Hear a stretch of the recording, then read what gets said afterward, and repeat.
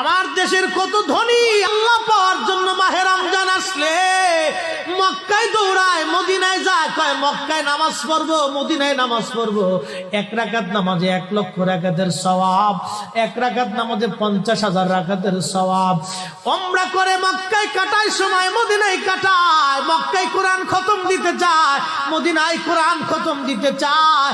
সওয়াব মাহে রমজানে অগণিত সওয়াবের আশায় ব্যক্তিগুলি আল্লাহর ঘরে হাজিরা দেয়, কিন্তু বাড়ির পাশে গ্রামের কত গরিব মানুষ টাকার অভাবে বাবা ভালো ইফতার করতে পারে না, টাকার অভাবে কত মা ভালো সেহরি করে রোজা রাখতে পারে না।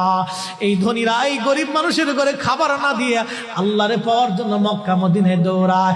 আল্লাহ ডাক দেখো, বান্দা একবার মরে দেখ, কায়দা মতো জুতা দিয়ে পিটামো, আমার বান্দারা না খায় ইফতার করবে, আর তুই আল্লাহ পাওয়ার জন্য মক্কায় আইছো, এমন আল্লাহ আমি ধরা দেব না।